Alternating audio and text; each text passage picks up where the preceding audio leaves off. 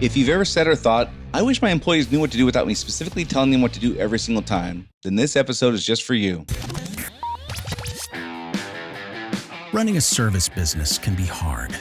It is not unusual for business owners in industries like contracting, home repair, auto repair, business-to-business services like janitorial, IT and accounting, and many others to feel overwhelmed by all the priorities facing them at any given time.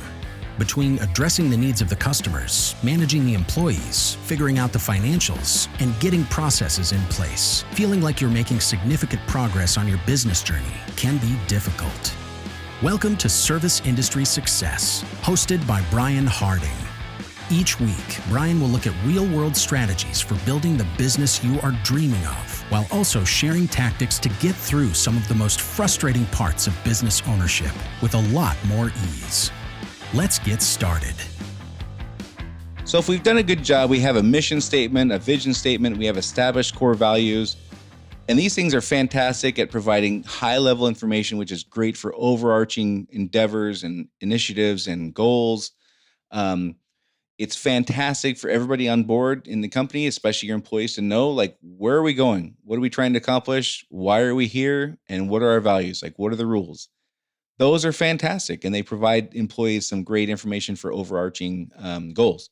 Having established processes and procedures are fantastic for giving instructions on a specific task.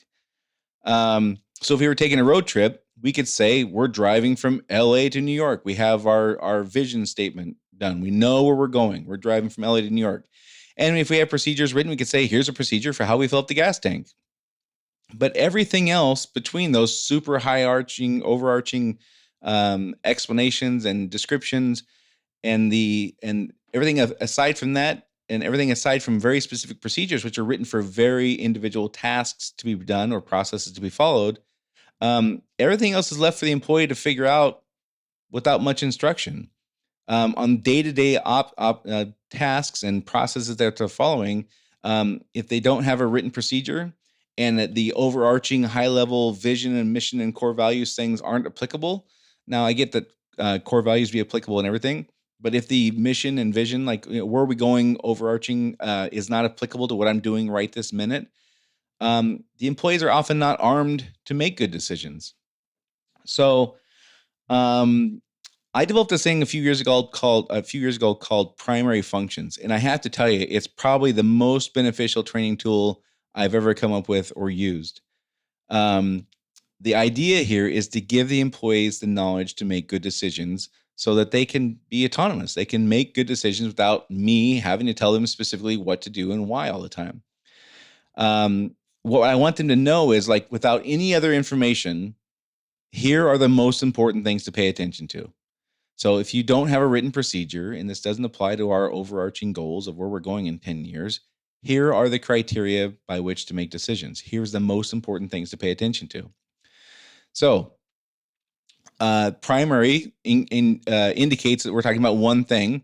I recommend folks come up with a list of 3 to 5 primary functions. I just wrote a book, and the editor said, this is really driving me crazy. You can only have one primary function. And I said, well, that's kind of the point with each one of these things, is I could make a case for each one of these 3 to 5 things that this is the most important thing we do. So, for example, obviously your trade or your craft is one of these. So if you're a carpet cleaning company, obviously cleaning carpets could be, a compelling argument can be made that cleaning carpets is the most important thing you do. And I think we'd all pretty easily get behind that. I think that's one that your employees would, intuitively, like, get on board with. Like, we get it. You can't be a great carpet cleaning company if you don't in fact clean carpets, right? We all get that. But what about a carpet cleaning company that has a fleet of 20 vehicles that their employees are driving?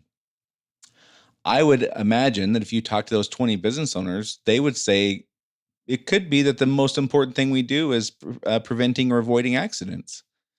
Our number one liability is a fleet of vehicles being driven by 20 people a day. And if they T-bone a SUV that, with a family in it or something like that, that's bad. Or if we get in the habit of wrecking vehicles, or we get in the habit of staining carpet, or we get in the habit of scratching floors, or damaging customers' property, or we can't get insurance because we have too many claims for our vehicles or for liability, damage to customers' property, whatever. I'll bet you if you talk to those business owners, they would say you could make a pretty compelling case that preventing and avoiding accidents is the most important thing we do. However, I'll bet you if you ask their employees what the most important thing they do is, accident prevention would not intuitively come to mind for the vast majority of the employees. Most employees would say the most important thing we do is carpet cleaning, period, end of story, or collect checks, collect money.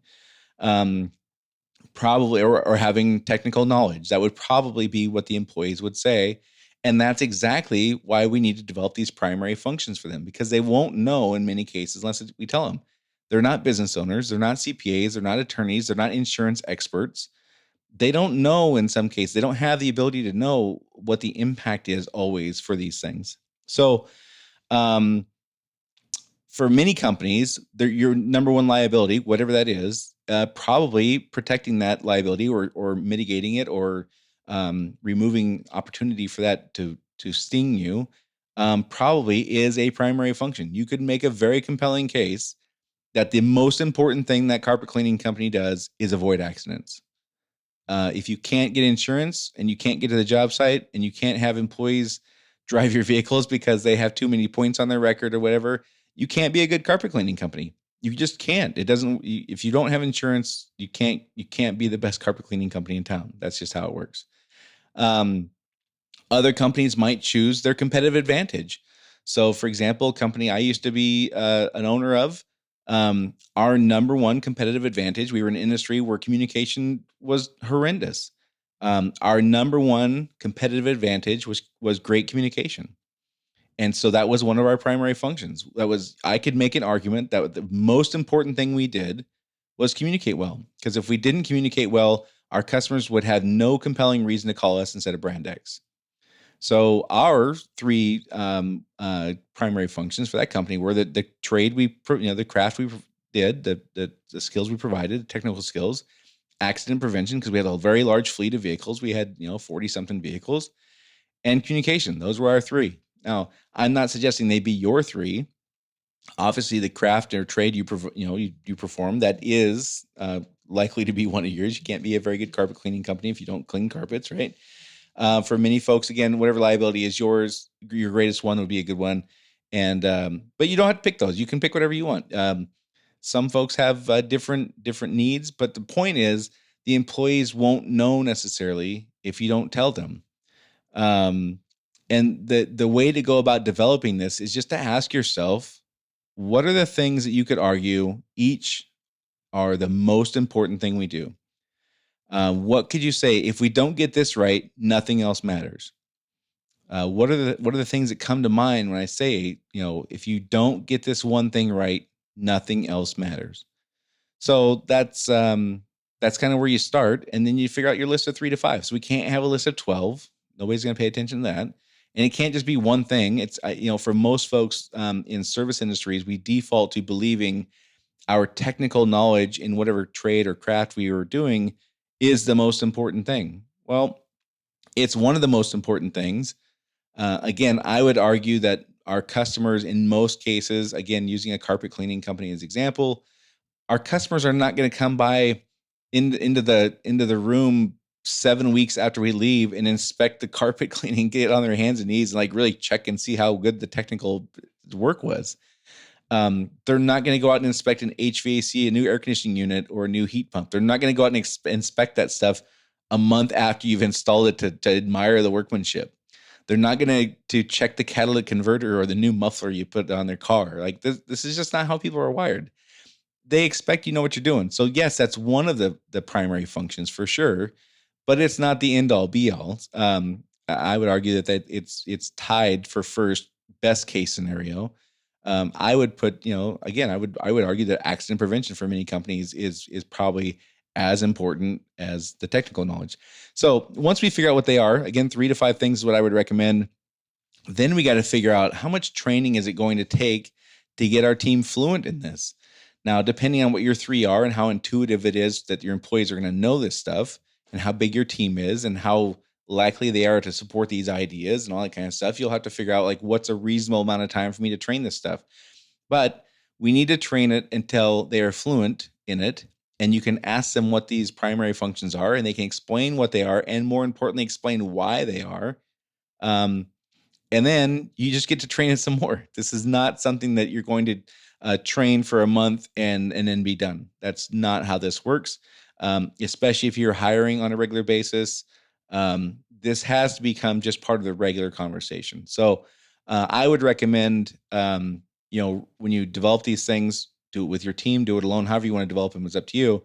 But once you know what these 3 to 5 things are, then we need to really put a plan in place to train them. And whether that's weekly, twice a month, once a month, whatever your schedule is and how big your team is, you can figure out what makes sense. But we have to get to the point within a reasonable amount of time, a month, 90 days, whatever, 6 months, in which you can ask your team individually and collectively, what are our primary, I would always ask, what's one of our primary functions? And then somebody would name that off and, okay, why does that one matter? And then we'd go around the room and explain why it mattered. And then it's okay, what's another one of our primary functions? Somebody would rattle it off, and then why does that one matter? And we just drilled it and drilled it and drilled it and drilled it until it was something they were just fluent in. And I got to tell you, it changed our entire company culture and our behaviors. Once they knew, these are the things that really matter. Again, so accident prevention is a great example. You wouldn't intuitively know that if you're an employee at a carpet cleaning company. It wouldn't come to mind if you're the person out doing the work. Once somebody says, hey, accident prevention is like the most important thing we do, and you explain why, we can't get insurance and you can't have a company. That's how it works. It makes perfect sense once you connect the dots. It's just not something that we're likely to intuitively come up with on our own if we're the person who's not dealing with insurance. I mean, how many of your employees are out bringing in revenue really are involved in your insurance process? Probably not very many.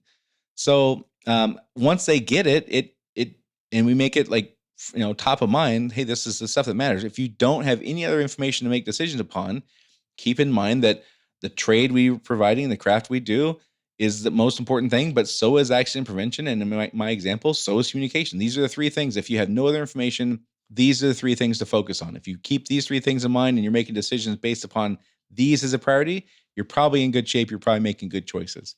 So once they're armed with that, they are able to make much better choices than if we just let them decide on their own what the most important things are. And sometimes they're going to be right and sometimes they're going to be wrong. So it's on us to explain that stuff. So again, the first thing to do this is pretty simple. The first step in this case is just figure out what are the 3 to 5 things that you could say for your company.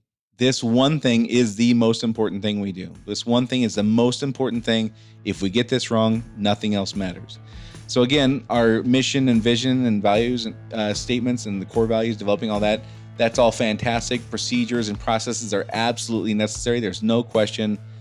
But primary functions can give the employees the best, most applicable knowledge to make good decisions when those other things don't apply. So what are the 3 to 5 things that you could say, you could make a compelling argument are the single most important thing you do? So that's it for this episode. Again, please share this podcast with a friend or a colleague who's a business owner in a service industry. Sure like to help some other folks out. Give us a rating review if you haven't had time. If you have had time, I thank you for that a lot. It's awesome you guys have had done that for us. And that's it for this week, and I'll talk to you all next week.